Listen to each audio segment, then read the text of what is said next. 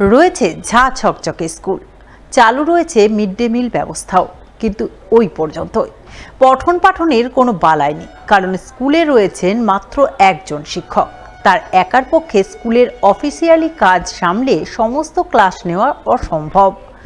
অগত্যা পড়ুয়ারাই নিচ্ছে পড়ুয়াদের ক্লাস। এমনই স্কুলের দেখা মিলল মালদার হরিশ্চন্দ্রপুর 1 নম্বর ব্লকের মহেন্দ্রপুর গ্রাম পঞ্চায়েতের গাংনদিয়া গ্রামে।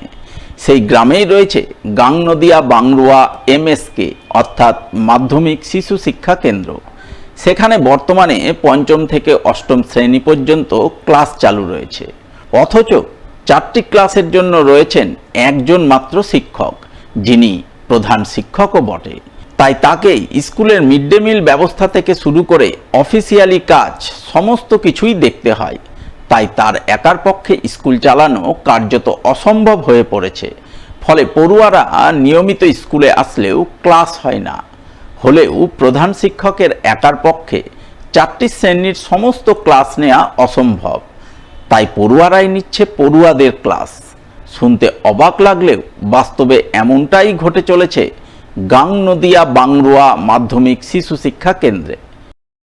একটাই মাস্টার, তো এই সব ক্লাস সামলাতে পারছে না, তো মাঝে মধ্যে আমরা এই ক্লাস নিয়ে নিই। কি ক্লাস নিচ্ছ তুমি? বাংলা ক্লাস। তুমি কি ক্লাসে পড়ো? 8-এ। আর তোমরা কোন কোন ক্লাস নিচ্ছ? এখন আমাদের 5, 6, 7, 8। আর তোমাদের ক্লাস কে নিচ্ছে? আমাদের হেডমাস্টার আছে।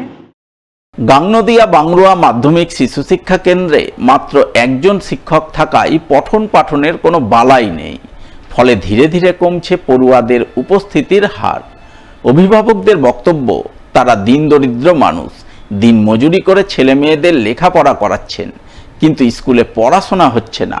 একজন মাত্র শিক্ষকের পক্ষে সমস্ত ক্লাস নেওয়া সম্ভবপর হয়ে উঠছে না। তাই তারা চান স্কুলে শিক্ষক নিয়োগের ব্যবস্থা করুক সরকার। যে মাস্টারের অভাব আছে, মাস্টারের অভাবের জন্য ছেলেমেলে ইদিগুদি হয়ে যাচ্ছে। আর এখানে এই স্কুলে কোনো ধনীপতির ছেলে নাই, মেয়ে নাই, সব গরিবের। আমিও যে আছি, আমিও গরিব। দরকার হলে আমি ছেলেপেলেকে নিয়ে ফের বাইরেও চলে যাচ্ছি খাটার জন্য। হ্যাঁ, এখানে যদি মাস্টার থাকতো কারো দুটা, তো ছেলেমেলে শিক্ষিত হতো। গরিবের ছেলেরা তো আর বাইরে পড়াতে পারবে না, এখানে হলে ভালো হতো। সরকারের উপরে এটাই আবেদন, স্কুলটা ভালোভাবে চলুক। ছাত্ররা আমরা আমাদের ছেলে মেয়ে এখানে ভর্তি হচ্ছে, একটা শিক্ষক আছে, একটা শিক্ষকে কি হবে পড়া। গাংনদিয়া বাংরুয়া মাধ্যমিক শিশু শিক্ষা কেন্দ্রের পথ চলা শুরু 2001 সালে। ওই সময় স্কুলে ছিলেন 6 জন শিক্ষক, কিন্তু 2022 সাল থেকে মাধ্যমিক শিশু শিক্ষা কেন্দ্রটি চলছে মাত্র একজন শিক্ষক নিয়ে। তিনিই আবার প্রধান শিক্ষক, তার নাম রাহানুল হক। তিনি কোনো রাগঢাক না করে স্কুলের বর্তমান দুরবস্থার কথা তুলে ধরলেন সংবাদ মাধ্যমের সামনে। স্পষ্ট জানালেন বর্তমানে স্কুলে পঠন পাঠন হয় না, কারণ তার একার পক্ষে সমস্ত ক্লাস নেওয়া অসম্ভব। তাই যেটুকু হয় তা পড়ুয়ারাই নেয়। এই সমস্যার কথা তিনি ব্লক প্রশাসন থেকে শুরু করে জেলা প্রশাসন, জেলা শিক্ষা দপ্তর থেকে শুরু করে রাজ্য শিক্ষা দপ্তরে জানিয়েছেন, কিন্তু এখনো পর্যন্ত কোনো সদুত্তর মেলেনি।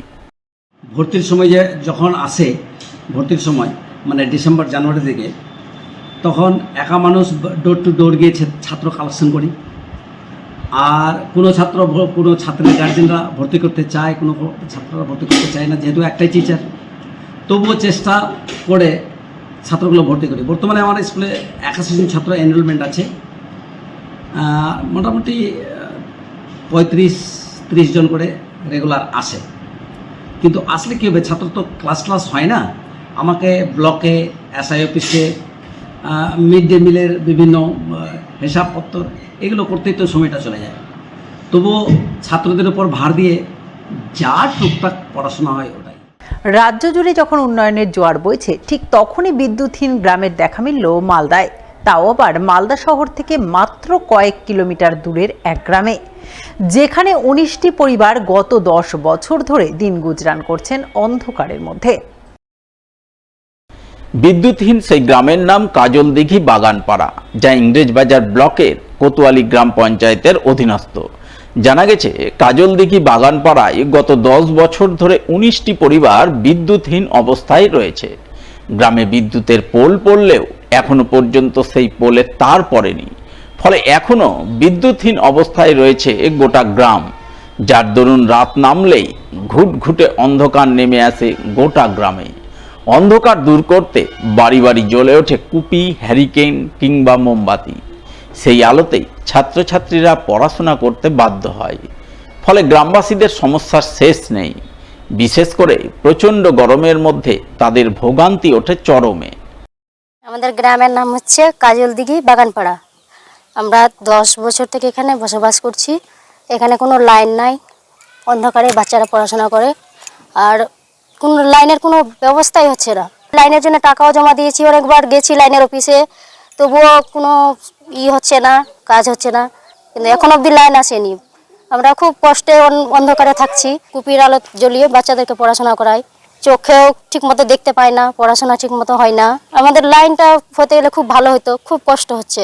ভোটের সময় আসছে, লাইন দিব, রাস্তা দিব বলছে, কিছুই দেয় না। গরমে এত কষ্ট হচ্ছে, বাচ্চাগুলা, বাচ্চাদের ঘুমাবার খুব কষ্ট হচ্ছে, থাকতে পারছে না, গরমে ছটফট করছে।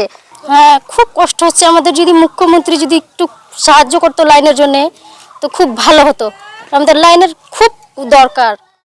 এই বিষয়ে স্থানীয় গ্রাম পঞ্চায়েত সদস্য অসীম বারুইকে ধরা হলে তিনি বলেন, বর্তমান আধুনিক যুগেও বিদ্যুৎহীন গ্রামের পরিচয় বহন করে চলেছে কাজলদিঘি বাগানপাড়া। গ্রামে বিদ্যুতের পোল পড়লেও তার পড়েনি, চালু হয়নি বিদ্যুৎ সংযোগ। সমস্যার কথা বহুবার বিদ্যুৎ দপ্তরে জানানো হয়েছে, কিন্তু মেলেনি কোনো প্রতিকার।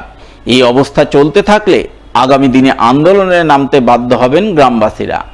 সমস্যাটা হচ্ছে, দেখুন, আমাদের এই যে দৌলতপুর মৌজার কাজলদিঘি গ্রামটা রয়েছে, এই গ্রামে বাগানপাড়া নামে যে গ্রামের, এখানে মোটামুটি গত 10 বছর থেকে ওরা বিদ্যুৎ থেকে বিচ্ছিন্ন রয়েছে। এইখানে 19টা পরিবার রয়েছে। এই পরিবারের প্রত্যেকে আমি গ্রাম পঞ্চায়েত মেম্বার হিসাবে এবছর প্রথম নিযুক্ত হয়েছি। নিযুক্ত হওয়ার পর তারা আমার কাছে এসে তাদের সমস্যাগুলো তুলে ধরেছিল। আমি সেই সমস্যাগুলো নিয়ে আমাদের যে বিদ্যুৎ দপ্তর রয়েছে, আমাদের যে গ্রাম পঞ্চায়েত দপ্তর রয়েছে, আরও এর সঙ্গে জড়িত যে সমস্ত দপ্তরগুলো রয়েছে তাদেরকে সঙ্গে নিয়ে আমরা সেই সমস্ত জায়গায় যোগাযোগ করেছি। এবং ওখানে ধরুন পোল পড়ে গেছে, কিন্তু আমরা যখনই বিদ্যুৎ দপ্তরে গিয়ে যোগাযোগ করছি, তারা বলছে জায়গার মালিকের সঙ্গে তাদের কোনো রকম তারা সহযোগিতা করছে না। আমাদের মাননীয় বলেছেন যে আমাদের রাজ্যের কোথাও অন্ধকার নেই, তো রাজ্যের আমাদের মাননীয় হোক, আরও যারা কার্যকর্তা আছে তারা এসে দেখে যাক যে অন্ধকার আছে কি নেই। কিন্তু এই বাগানপাড়াটা গত 10 বছর থেকে অন্ধকারের মধ্যে এরা ভুগছে। আমরা আগামী দিনে বিদ্যুৎ দপ্তরের সঙ্গে কথা বলে দেখব, যদি তারা না আসে তো আমরা এলাকার লোককে নিয়ে আমরা অবশ্যই আমরা বিক্ষোভ মিছিল করব, অবশ্যই আমরা বিদ্যুৎ দপ্তর ঘেরাও করব। এই বিষয়ে বিদ্যুৎ দপ্তরের মালদা ডিভিশনাল ম্যানেজারকে ধরা হলে তিনি বলেন, কাজলদিঘি বাগানপাড়ায় বিদ্যুৎ পৌঁছে দিতে তারা সব ধরনের প্রস্তুতি নিয়ে ফেলেছেন, কিন্তু জমি মালিকের বাধায় গ্রামে এখনো বিদ্যুৎ সংযোগ দিতে পারেননি। সমস্যা মিটে গেলেই বিদ্যুৎ সংযোগ চালু করা হবে। ওইখানে যারা টাকা দিয়েছে তাদের অ্যাপ্লিকেশানগুলো আমরা এন্টারটেন করেছি এবং তার জন্য একটা নতুন স্কিম করা হয়েছে। সেখানে পুরো একটা এইচটি লাইন দিয়ে ট্রান্সফরমার বসিয়ে তারপরে এলটি লাইন দিয়ে সবাইকে কানেকশান দেওয়া হবে, কারণ ওই এলাকায় কোনো কানেকশান আমাদের ছিল না, যে কারণে কোনো লাইনও ছিল না। এবার এই কানেকশানটা দেওয়ার জন্য আমাদের যে এইচটি লাইনটা যাবে, সেই লাইনটা যে জায়গা দিয়ে যাবে সেই জায়গার দুটো মালিক সেই জায়গাটা অবজেকশান দিয়েছে। আমরা এইটা নিয়ে পঞ্চায়েত লেভেলে, জেলা পরিষদ লেভেলে মিটিং করেছি, বাট সেই মিটিংয়ের ফ্রুটফুল রেজাল্ট হয়নি, তারা রাজি হয়নি। এই লাস্ট অফ অল আমরা এই ব্যাপারটা হায়ার অথরিটি আমাদের এবং ডিস্ট্রিক্ট অ্যাডমিনিস্ট্রেশনকে পুরোটাই জানানো আছে। প্রবলেমটা হয়তো খুব তাড়াতাড়ি মিটে যাবে। প্রবলেমটা মিটে গেলে আমরা যে লাইনটা টানতে পারি, তাহলে যে কোনো সময় আমরা কানেকশানটা দিয়ে দিতে পারবো। আমরা কানেকশান দেওয়ার জন্য একদম রেডি আছি, বাট ওই প্রবলেমটাকে মেটাতে হবে। যদি এটা গ্রামের লোকজন বা যারা অ্যাপ্লিকেশান করেছে তারাও যদি নিজেরা মিটিয়ে দিতে পারে, তাহলেও আমরা কিন্তু কানেকশানটা খুব তাড়াতাড়ি পেয়ে যাবো।